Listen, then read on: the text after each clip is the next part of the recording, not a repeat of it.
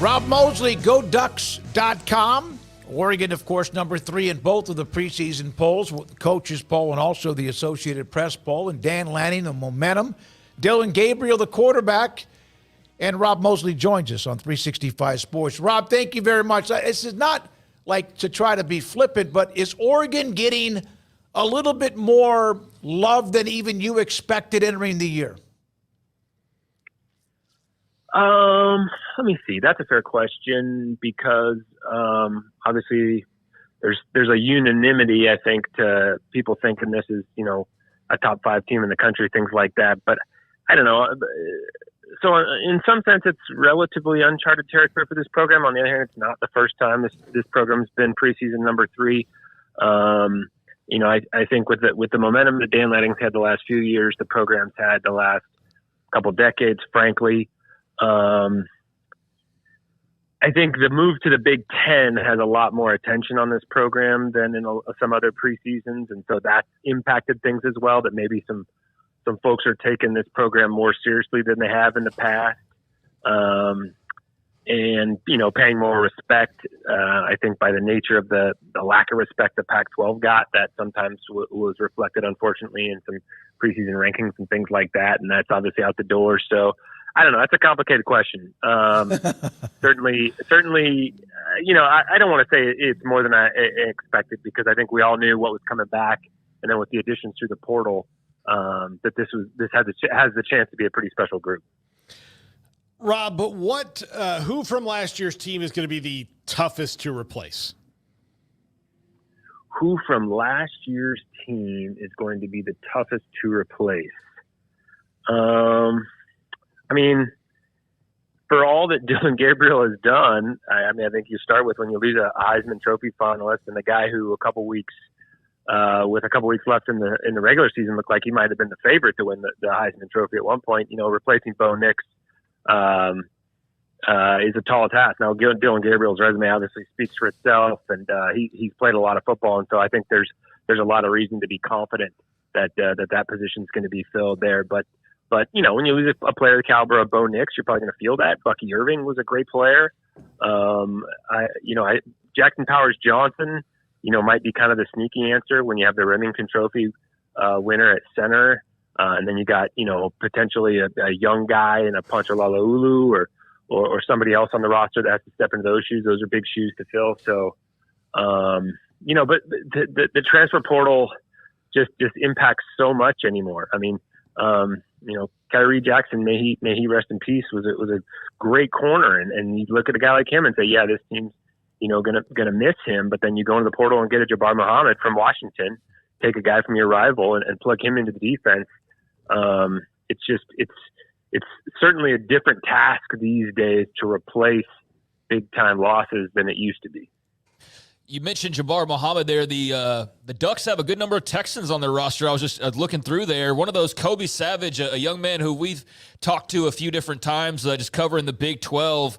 What's the early return on the transfer from K-State and just kind of where he fits in to the Ducks puzzle? Yeah, I think, I've been comparing him a lot to, again, you talk about, the way the portal has changed the game. There were a couple of guys the last couple of years, Bennett Williams and then Evan Williams, 2 brothers who transferred in, and were short-term guys here because they played elsewhere, but had a big impact defensively from the safety position. And Kobe Savage, to me, kind of looks like the third Williams brother almost. I'm not sure if a bunch of folks are going to get that reference, but Oregon fans certainly would. But just a guy who is not afraid to stick his nose into it at the line of scrimmage, but that also can go back and make a play on a ball. He's a guy who really looks like a plug and play guy on the back end of this defense. And again, when you look at, Christian Gonzalez at corner a couple years ago, and then Kyrie Jackson, the Williams brothers, and what this secondary is looking to do this year with Jabbar Muhammad and Kobe Savage and Brandon Johnson. Tyson Johnson came in here last year. He's back this year, but another portal guy. This staff has had a lot of success going into the portal, getting guys for the secondary, plugging them right in, and not missing a beat. What is it like covering Dan Lanning? He has the intensity. He's obviously young, aggressive, fearless, not afraid to say what he wants to say. But what's it like covering him? Well, I mean, it's somebody who, I mean, I'm different than a media member, as somebody who works in Oregon athletics and, so covers him, in air quotes, but is also kind of, all of our fortunes are kind of hitched to the success of the football program. It's pretty fun to have a guy like that who seems just like the perfect guy for this moment in college football. I think you look at, just a few years back what the environment looked like, and then all the changes we've gone through with realignment, with the portal, with NIL, and that becoming a factor in all that. Having a young, smart, dynamic, energetic head coach to kind of ride this wave that we're all on right now in this environment, I think is invaluable. And I think for a fair amount of folks, certainly not the diehards that are in the weeds, but for a fair amount of folks, when Oregon hired Dan Lanning, there was probably a little bit of, wait, who's this guy? I need to brush up on his resume and figure out who he is, what he's about, where he's from. And maybe even some question marks that, was he ready for a job like this? But I think you can say unequivocally at this point that he was the perfect man for that moment. And again, the momentum just builds and builds and builds to getting back to your first question. Oregon's in a position now as one of the preseason favorites across the country, and it's really not a big shock based on the momentum this program has had. Which transfer are you most excited to see? Well, I mean, obviously a quarterback is just critical to any football team's success at any level. So, I'm excited to watch Dillon Gabriel. I haven't watched him a ton. I'm so in the weeds on a college football Saturday watching Oregon and diagnosing Oregon that I don't watch a ton. So I haven't seen him play a ton, frankly. And I'm excited to see him and see what he's all about. And obviously I know what his numbers are, know what his bio is. So I'm excited to see that kind of production in action. And again, your fortunes are just tied so much to your quarterback. There's going to be a lot on that person's shoulders. And so, interested to see in a couple weeks once he takes the field what this offense looks like with him running it, and excited to see kind of how prolific it can be. Is it going to look a little different than what Will Stein did when he had Bo Nix as his quarterback last year? Or is it going to look largely the same? Interested to find that out as well. They have a pretty good wide receiver room. I think it's just safe to say, starting off there with Tez Johnson. How does Evan Stewart fit in, do you think? What have been kind of the early returns just ever since he's arrived? Yeah, I mean, I think the two of them, you're talking about two of the most dynamic players in the country at that position. I mean, to me, they profile really similarly. Not the most biggest guys in terms of stature, but both just incredibly explosive guys who are close to top speed within only a couple of strides. So they can create a ton of separation that way, whether it's in short space or going deep down the field. So, you get the ball in their hands and look out. And then you complement them with some bigger bodies. Trayshawn Holden's a guy who I think has really developed quite a bit in terms of consistency over last year. He's a big frame, a guy who profiles different. Kyler Casper's a guy I think who's had a really exciting preseason camp and kind of profiles different than those other guys. And the tight end room with Terrence Ferguson and Patrick Herbert, Justin's little brother.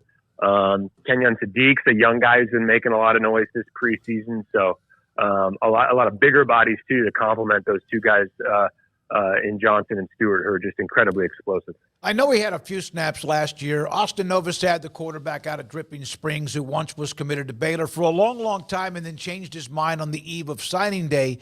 And now he has Dillon Gabriel and Dante Moore ahead of him. Is he just stuck on that depth chart? Particularly in the spring, that was not the case. I think to Dillon Gabriel's credit and Dante Moore as well, kind of like Bo Nix a couple years ago. They didn't come in here just, get handed anything or assume they should. There really was a really equal distribution of snaps. And there were days I would walk off the practice field in the spring and say, man, Novosad might have looked like the best guy today out of all those guys. Those other two are obviously learning a new system at that point, but Austin really progressed from last year to this year as well too. Now, as we get closer to the season, there's just no substitute for experience. And obviously Dillon Gabriel has a ton of experience, and I feel like that's showing up as we get closer to the first game. And Dante Moore started a bunch for UCLA last year, and that experience is beneficial as well. So I think that certainly helps those guys. And Austin, just by the nature of his youth, just doesn't have the same experience those guys do. But he definitely has progressed a ton, noticeably over last year. And if you stay on that trajectory, big things are ahead from him. Obviously everybody around here hopes Dillon Gabriel stays healthy and is able to play the whole year. And he's the guy for that spot this year. But going forward, I think Novosad's a guy who, again, if he stays on the trajectory he's on, has a bright future for sure. Are you used to seeing the Big Ten logo plastered everywhere that the Pac-12 logo would go? And I know that's still very bittersweet for a lot of people who have covered Oregon for a long time, the death of the Pac. But is that still sort of surreal? And how much excitement would you say there is amongst the Duck faithful for this journey into the Big Ten? Yeah, I think June, July, kind of basically once the 23-24 academic year ended, and you started to look ahead to 24-25. There was that middle period, kind of in the middle of the summer, late June, early July, when, logos started to change. You started to, anticipate August 2nd and kind of formulate plans for what that day was going to look like and, officially becoming members of a new conference. And so that's when reality set in. Now it's like, our soccer team has already played 2 games as members of the Big Ten. Football's openers coming up, volleyball's openers coming up. Our cross country team is working out already. It's like now it's like you're already in it and it just feels like normal. You don't really have a chance to step back and think big picture like that. I would assume maybe, watching the first game in Austin Stadium in a couple weeks with those logos on the field as they are now already. But, seeing it on game day might feel a little different. But no, I think there's just so much excitement. Again, referring again to, as I was speaking earlier, how dynamic the environment has been in college athletics the last few years.